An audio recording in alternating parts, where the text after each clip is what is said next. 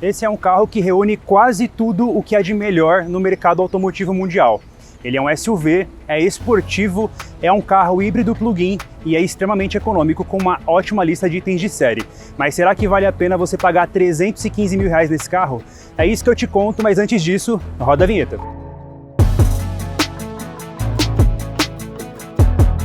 Para você que chegou agora aqui no canal da Instacarro, se inscreva no nosso canal, ative o sininho para receber as notificações dos novos vídeos e não esqueça também de deixar o seu like e seu comentário. Se ficou com alguma dúvida com relação ao carro, deixa no comentário que eu te respondo. E não se esqueça, se estiver pensando em vender o seu carro usado ou seminovo, agende uma avaliação gratuita na Instacarro e bora pro teste. O Raval H6 GT, ele tenta trazer tudo o que você pode ter das funcionalidades de um SUV, mas com as melhores características de um veículo esportivo. É mais ou menos o que a Lamborghini faz com o Urus, mas aqui numa escala bem mais modesta.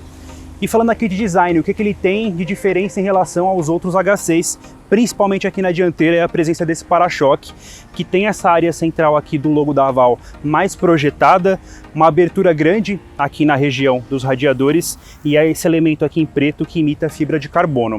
Ele tem essa característica bem clássica de um SUV esportivo. Aqui na lateral a gente tem esses elementos aqui no contorno do paralamas, essa caixa de roda aqui em preto, também combinando com a tonalidade preta da roda, que dá o ar mais esportivo, realçando também a pinça de freio em vermelho.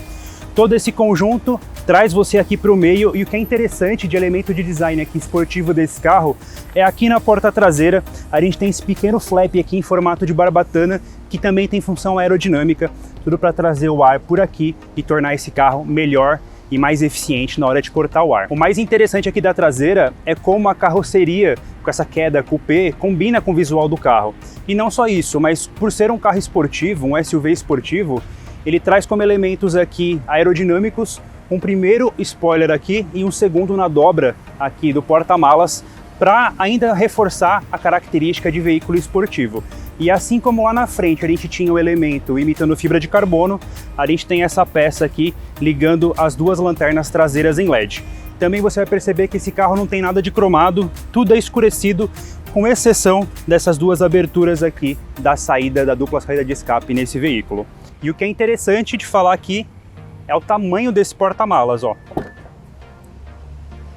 São 515 litros, espaço suficiente para você carregar suas compras, carregar suas malas, tudo que você precisa na hora de uma viagem ou na hora de fazer um mercado. E aqui embaixo a gente guarda o cabo de carregamento e os elementos para fazer a recarga do pneu, já que esse veículo aqui ele não tem step, então aqui é só um kit de reparo rápido. Aqui no interior, como é um carro esportivo, a gente tem os tons mais voltados para o escuro e alguns pontos em vermelho para dar essa quebra e dar uma característica bem parecida ali com o efeito da roda.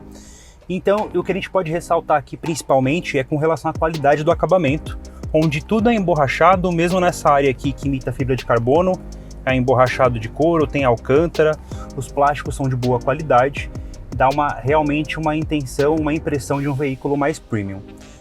O que para mim talvez pudesse ser um pouquinho melhor é com relação ao volante, que para mim ele é muito fino e não tem aquele arco de pegada, não tem a base reta como é característico dos carros mais esportivos. Esse aqui é um volante simples, assim como no Haval H6 de entrada, o que muda aqui é que o acabamento dele também é escurecido.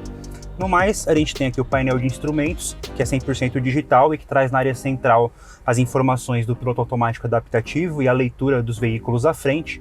A central multimídia que tem conexão com Android Auto e Apple CarPlay sem fio, e nela também a gente faz o controle do ar-condicionado, por exemplo, que é de 2 zonas, com saída de ar-condicionado para a traseira.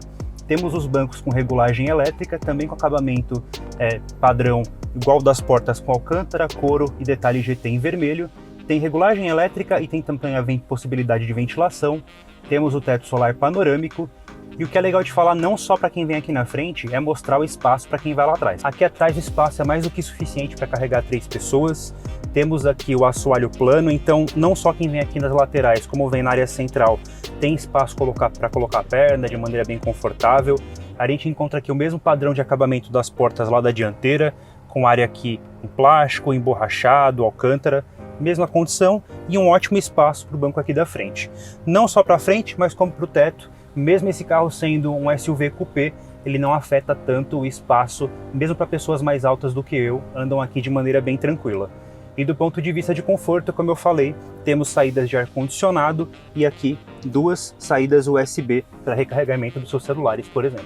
O Aval H6 GT vem equipado com 3 motores, sendo um dianteiro 1.5 turbo e um traseiro elétrico, mais um dianteiro elétrico também, que combinados rendem 393 cavalos de potência e 77,7 kgfm de torque.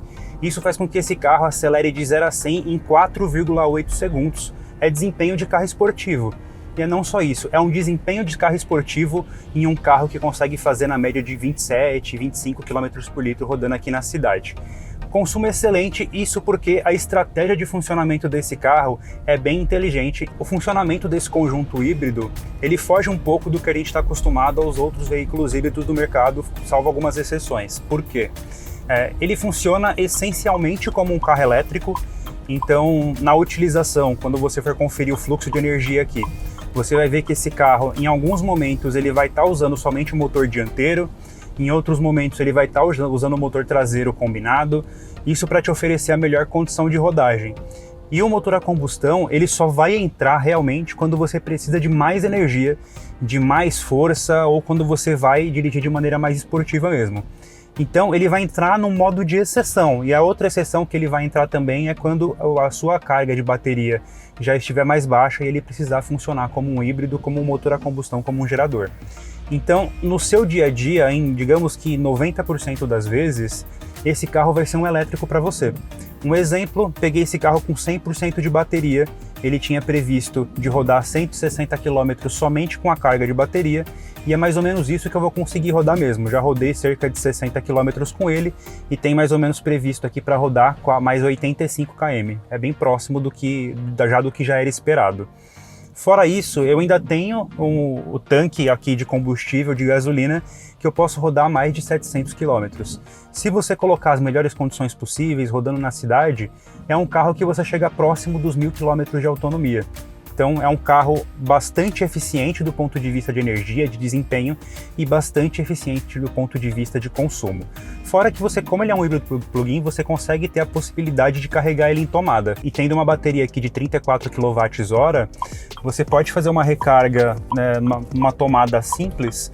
Em torno de 6 horas você consegue carregar 100% dessa bateria sem nenhum problema. Se você tiver um wallbox, então, ele é um dos poucos híbridos plug-in que tem a possibilidade de você fazer uma recarga rápida. Então, em cerca de 30 minutos, você já consegue sim colocar 100% aqui de recarga nessa bateria e continuar a sua viagem somente no modo elétrico, sem nenhum tipo de preocupação. Um outro ponto bem interessante desse carro é com relação ao piloto automático adaptativo dele. Vou fazer o acionamento aqui, puxa a alavanca 2 vezes, programa aqui a velocidade, e olha só que legal. Aqui ele vai fazer a leitura das faixas de rodagem e se baseia pelo veículo à frente se ele vai acelerar ou se ele vai frear.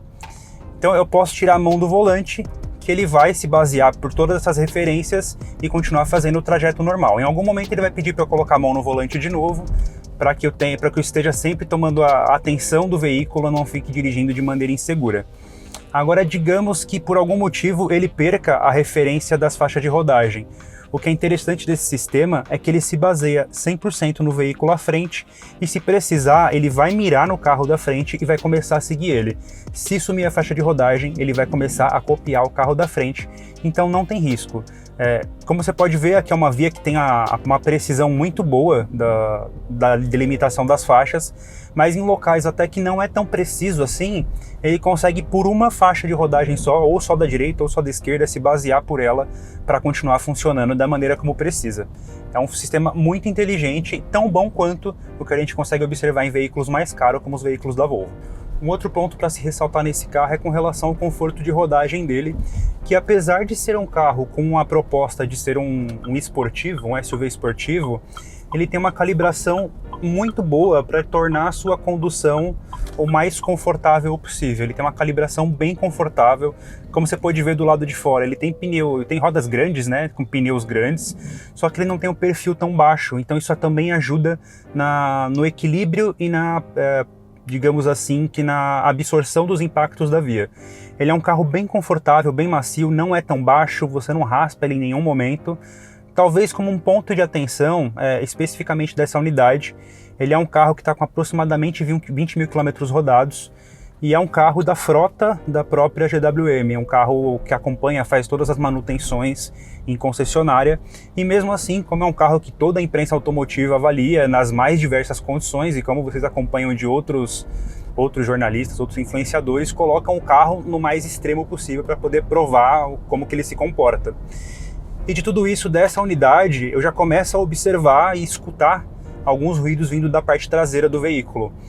Parece ser algo relacionado a buchas da suspensão, mas é algo que quando você for analisar esse veículo na compra como um veículo usado, ou quando você for fazer um test drive, é sempre bom você observar se você percebe algum ruído vindo da traseira, que é um ponto interessante para você ter certeza de que está tudo certo com o carro, que você não vai ter um custo maior, pensando em ter uma boa compra, mas que você de alguma maneira vai acabar gastando mais dinheiro com o reparo logo no início de convivência com o veículo. Então observa isso, observa esse ruído traseiro. Não estando com ruído traseiro, maravilhoso, mas se tiver e você observar que está acontecendo isso com outros carros, talvez seja um ponto de atenção para se observar nos modelos aqui do H6 GT. Por 315 mil reais você não encontra nada no mercado que concorra diretamente aqui com o Haval H6 GT. É um carro bonito, com um caráter esportivo, que anda muito, faz 0 a 100 abaixo dos 5 segundos e que ainda te dá a possibilidade de fazer 27 km por litro na cidade.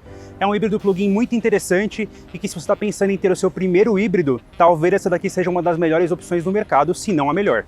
Mas e você? Por 315 mil, você levaria para casa o H6 GT ou algum concorrente do mercado? Deixa nos comentários o que gostaria de saber e até o próximo vídeo. Valeu!